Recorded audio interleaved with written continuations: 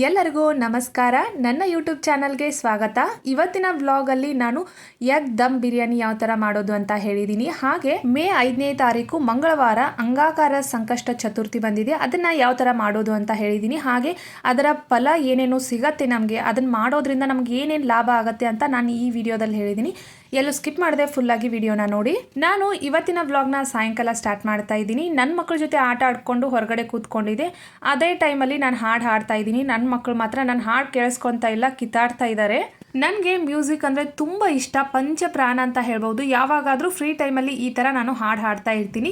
ಇವಾಗ ಮಲ್ಲಿಗೆ ಹೂವನ್ನು ಕಟ್ತಾ ಇದ್ದೆ. ನಾನು ತೊಗೊಂಡಿದ್ದೆ ಒಂದು 100 ಗ್ರಾಮ್ ಅಷ್ಟು. ಸೊ ಇದನ್ನು ನಾನು ಕಟ್ಟಿದ್ದಾದಮೇಲೆ ಫ್ರಿಜ್ಜಲ್ಲಿ ಇಡ್ತಾ ಇದ್ದೀನಿ. ಇವಾಗ ನೋಡ್ಬೋದು ನನ್ನ ಮಕ್ಕಳು ಎಷ್ಟು ಖರಾಬಾಗಿ ಮಾಡಿದ್ದಾರೆ ಅಂತ. ಇದಕ್ಕಿಂತ ಕೆಟ್ಟದಾಗಿ ಮಾಡಿರ್ತಾರೆ ಕೆಲವೊಂದು ಸಾರಿ. ಬಟ್ ಇವತ್ತೇ ಏನೋ ಪರವಾಗಿಲ್ಲ ಅನ್ನೋ ಹಾಗಿದೆ. ಹಾಗೆ ಇದನ್ನೆಲ್ಲ ತೆಗೆದಿಟ್ಟು ಕ್ಲೀನ್ ಮಾಡಿ ಕಸ ಗುಡಿಸಿ ದೇವ್ರ ಮುಂದೆ ದೀಪ ಹಚ್ಚೋಕ್ಕೆ ರೆಡಿ ಮಾಡ್ತಾ ಇದ್ದೆ. ಅಂಗಾಕಾರ ಸಂಕಷ್ಟ ಚತುರ್ಥಿ ಅಂತ ಅಂದರೆ ಮಂಗಳವಾರ ದಿನ ಬರುವಂತಹ ಸಂಕಷ್ಟ ಚತುರ್ಥಿಯನ್ನ ಅಂಗಾಕಾರ ಸಂಕಷ್ಟ ಅಂತ ಹೇಳ್ತಾರೆ. ಪ್ರತಿ ತಿಂಗಳು ಸಂಕಷ್ಟ ಚತುರ್ಥಿಗಳು ಬರ್ತವೆ, ಬಟ್ ಮಂಗಳವಾರ ಯಾವಾಗೂ ಬರೋದಿಲ್ಲ.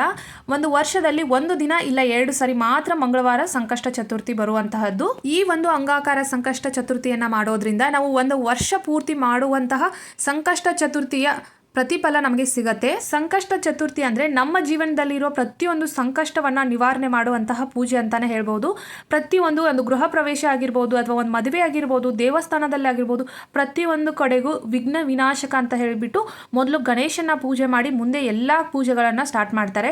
ಸೊ ಇದು ಗಣೇಶನ ಪೂಜೆ. ನನ್ನ 4 ಜನ ಫ್ರೆಂಡ್ಸು ಇದೇ ಪೂಜೆಯನ್ನ ಮಾಡಿ ಗೌರ್ಮೆಂಟ್ ಜಾಬ್ ಅನ್ನ ತಗೊಂಡಿದ್ದಾರೆ. ಈ ಪೂಜೆನ ಯಾವ ತರ ಮಾಡೋದು ಅಂತ ಹೇಳ್ತೀನಿ. ಬೆಳಗ್ಗೆ ಬೇಗ ಎದ್ದು ಮನೆ ಎಲ್ಲ ಶುದ್ಧಿ ಮಾಡ್ಕೊಂಡು ತಲೆ ಸ್ನಾನ ಮಾಡ್ಕೊಳ್ಳಿ. ಅಂಗಾಕಾರ ಸಂಕಷ್ಟ ದಿನ ಎಲ್ಲರೂ ಉಪವಾಸ ಮಾಡ್ತಾರೆ. ಸಾಧ್ಯ ಆದ್ರೆ ನಿಮ್ಗೂ ಮಾಡ್ಬೇಕು ಅಂತ ಅನ್ಸಿದ್ರೆ ಮಾಡಿ. ಹಾಲು ಹಣ್ಣು ತಗೊಂಡು ಉಪವಾಸನ ಮಾಡಬಹುದು. ಇಲ್ಲಿ ಪೂಜೆ ಮಾಡೋದಕ್ಕೆ ಗಣೇಶನ ಮೂರ್ತಿ ತಗೋಬಹುದು, ಇಲ್ಲ ಗಣೇಶನ ಫೋಟೋ ತಗೋಬಹುದು, ಅಥವಾ ನಿಮ್ಮ ಹತ್ರ ಗಣೇಶನ ಯಾವುದೂ ಇಲ್ಲ ಅಂತ ಅಂದ್ರೆ ಅಟ್ಲೀಸ್ಟ್ ಒಂದು ಅಡಿಕೆಯನ್ನ ತಗೋಬಹುದು. ಕೆಂಪು ಅಡಿಕೆಯನ್ನ ತಗೊಂಡು ನೀವು ಗಣೇಶನ ಪೂಜೆ ಮಾಡಬಹುದು. ಗಣೇಶನಿಗೆ ಪ್ರಿಯವಾಗಿರುವಂತಹ 21 ಗರಿಕೆಯನ್ನ ತಗೊಳ್ಳಿ. ಹಾಗೆ ಎಕ್ಕದ ಹೂವಿನ ಮಾಲೆಯನ್ನ ತಗೊಳ್ಳಿ. ಬೆಲ್ಲದ ಅಚ್ಚಿನ ಮಧ್ಯೆ ತುಪ್ಪದ ದೀಪವನ್ನ ಬೆಳಗಿ ಗಣೇಶನಿಗೆ ಕೆಂಪು ಹೂವಿಂದ ಅಲಂಕಾರ ಮಾಡಿ.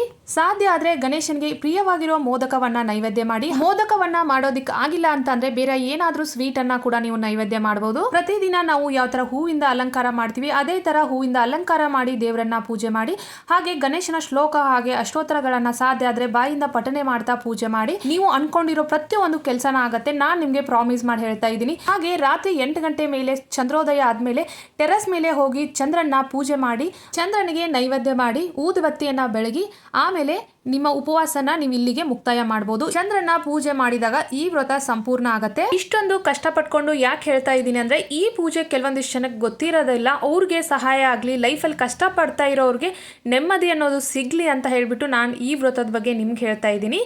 ಇವಾಗ ಎಗ್ ದಮ್ ಬಿರಿಯಾನಿ ಯಾವ ಥರ ಮಾಡೋದು ಅಂತ ಹೇಳ್ತೀನಿ. ನಾನು ಮೊದಲಿಗೆ ಬಾಸ್ಮತಿ ರೈಸನ್ನು ಎಷ್ಟು ಬೇಕಲ್ಲ ಅಷ್ಟು ತೊಳೆದು ನೀರಲ್ಲಿ ನೆನೆಸಿಟ್ಕೊಂಡಿದ್ದೀನಿ. ಆಮೇಲೆ ಒಂದು 3 ಈರುಳ್ಳಿಯನ್ನು ನಾನು ತೆಳುವಾಗಿ ಕಟ್ ಮಾಡಿಕೊಂಡು ಎಣ್ಣೆಯಲ್ಲಿ ಫ್ರೈ ಮಾಡಿ ಎತ್ತಿಟ್ಕೊಂಡಿದ್ದೀನಿ. ಇವಾಗ ಅದೇ ಪಾತ್ರೆಗೆ ನಾನು ಸ್ವಲ್ಪ ಅಚ್ಕಾರದ ಪುಡಿ ಮತ್ತು ಅರಿಶಿನ ಪೌಡರನ್ನ ಹಾಕಿ ಬೇಯಿಸಿರೋ ಅಂತಹ ಎಗ್ಗನ್ನು ಈ ಥರ ಚೆನ್ನಾಗಿ ಫ್ರೈ ಮಾಡಿ ಎತ್ತಿಟ್ಕೊಂಡಿದ್ದೀನಿ. ಇವಾಗ ಒಂದು ಪಾತ್ರೆಯಲ್ಲಿ ನೀರನ್ನು ಹಾಕಿ ಈ ಥರ ಇಟ್ಕೊಂಡು ಈ ನೀರಿಗೆ ಎಣ್ಣೆ ಆಮೇಲೆ ಎಲ್ಲ ಥರ ಮಸಾಲೆಗಳನ್ನು ಹಾಕ್ಕೊಳ್ತಾ ಇದ್ದೀನಿ. ಚಕ್ಕೆ, ಏಲಕ್ಕಿ, ಲವಂಗ, ಕರಿಕಾಳನ್ನು ಹಾಕ್ಕೊಂಡು ಇವಾಗ ಲೆಮನ್ ಕೂಡ ಹಾಕ್ಕೊಳ್ತಾ ಇದ್ದೀನಿ. ರುಚಿಗೆ ತಕ್ಕಷ್ಟು ಉಪ್ಪು ಹಾಗೆ ಒಂದು ಪಲಾವ್ ಎಲೆನ ಹಾಕ್ಕೊಂಡು ನಾನಿಲ್ಲಿ ಅಕ್ಕಿಯನ್ನು ಹಾಕ್ಕೊಳ್ತಾ ಇದ್ದೀನಿ. ನೆಂದಿರುವಂಥ ಬಾಸ್ಮತಿ ಅಕ್ಕಿಯನ್ನು ಇದಕ್ಕೆ ಹಾಕ್ಕೊಂಡು ನಾವಿಲ್ಲಿ 95% ಅಷ್ಟು ಅನ್ನ ಬೇಯಿಸ್ಕೋಬೇಕು. ಇದನ್ನು ಅಕ್ಕಿ ಹಾಕಿರ್ತೀವಲ್ಲ ತುಂಬ ಬೇಯಿಸ್ಕೊಳ್ಳೋದಕ್ಕೆ ಹೋಗಬಾರ್ದು. 95% ಆದರೆ ಸಾಕು. ಅಂದರೆ ಇನ್ನೇನು ಅನ್ನ ಆಗೋದಕ್ಕೆ ಇನ್ನೊಂದು 5% ಇದೆ ಅನ್ನೋ ಟೈಮಲ್ಲಿ ನಾವು ಇವಾಗ ಸ್ಟೋವ್ನ ಆಫ್ ಮಾಡಿ ಈ ಥರ ತೆಗೆದು ಇಟ್ಕೋಬೇಕು.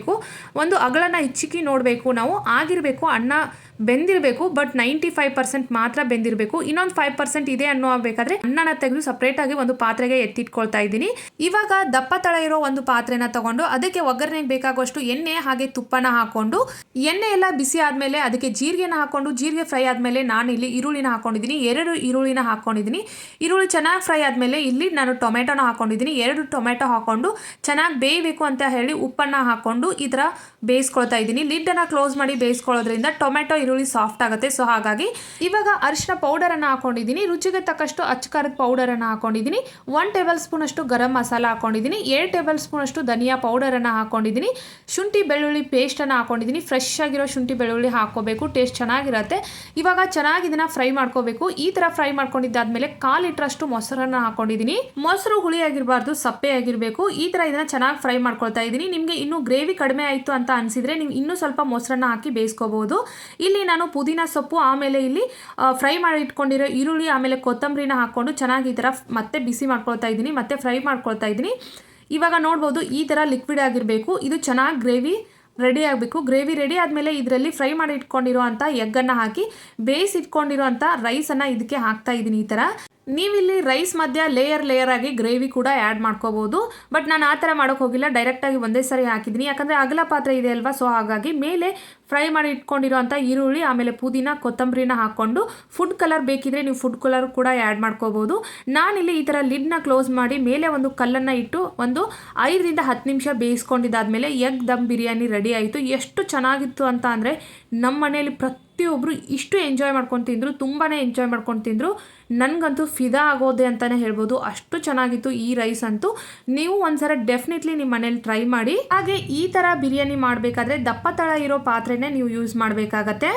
ಇವಾಗ ಊಟ ಎಲ್ಲ ಮುಗಿಸ್ಕೊಂಡಿದ್ದಾದ್ಮೇಲೆ ನಾನು ಬಟ್ಟೆಯನ್ನು ಮಷಿನ್ಗೆ ಹಾಕಿದ್ದೆ. ಇವಾಗೆಲ್ಲ ಕ್ಲೀನ್ ಆಗಿತ್ತು, ಸೊ ಮೇಲೆ ಹೋಗಿ ಒಣಗಾಕಿ ಆಮೇಲೆ ಅಲ್ಲೇ ಸ್ವಲ್ಪ ವಾಕ್ ಮಾಡ್ಕೊಂಡು ಬಂದರೆ ಆಯಿತು ಅಂತ ಹೋಗಿದ್ದೆ. ಬಟ್ಟೆ ಹಾಕಿ ವಾಕ್ ಮಾಡ್ಕೊಂಡು ಬಂದಿದ್ದಾದಮೇಲೆ 2 ಪೇಜಷ್ಟು ಗ್ರ್ಯಾಟಿಟ್ಯೂಡನ್ನು ಬರ್ತಿದ್ದೀನಿ. ಬರ್ತಿದ್ದಾದಮೇಲೆ ಸ್ವಲ್ಪ ಮೆಡಿಟೇಷನ್ನ ಮಾಡಿದೆ. ಹಾಗೆ ಇವತ್ತಿನ ವಿಡಿಯೋ ನಿಮ್ಗೆಲ್ರಿಗೂ ಯೂಸ್ಫುಲ್ ಹಾಗೆ ತುಂಬ ಇಷ್ಟ ಆಗಿದ್ರೆ please like, share and subscribe ಮಾಡ್ಕೊಳ್ಳೋದನ್ನು ಮರೆಯೋದಕ್ಕೆ ಹೋಗ್ಬಿಡಿ. ಇದೇ ಥರ ಹೊಸ ವಿಡಿಯೋಗಳನ್ನ ಅಪ್ಲೋಡ್ ಮಾಡ್ತಾ ಇರ್ತೀನಿ ಅಂತ ಹೇಳ್ತಾ thanks for watching and bye bye.